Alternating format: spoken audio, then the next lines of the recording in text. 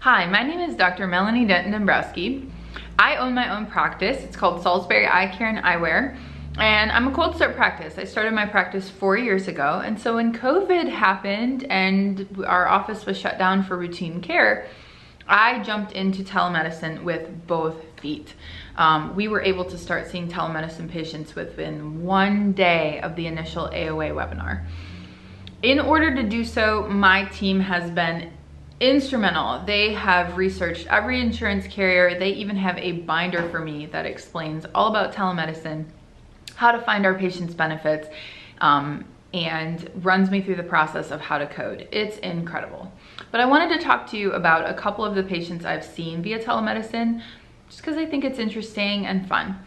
Okay, so a few of my patients have been allergy patients, which I think a lot of us are seeing, and those are super easy to diagnose.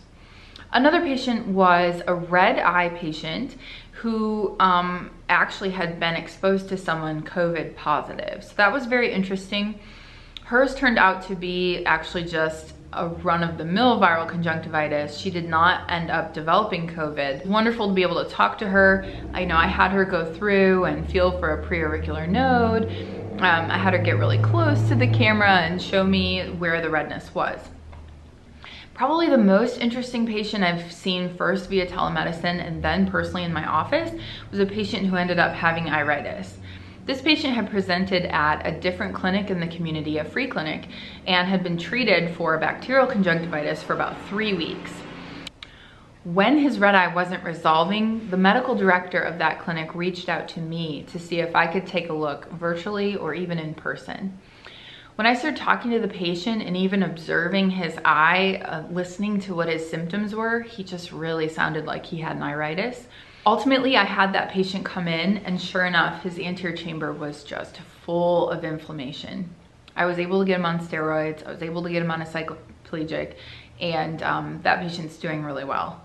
So these are the patients I've seen, via telemedicine. It's been a wonderful tool for me. I don't think that it's all inclusive, obviously. I think there's so many patients we still have to see in the office. But when it's used properly, you can reduce exposure for patients and for yourself.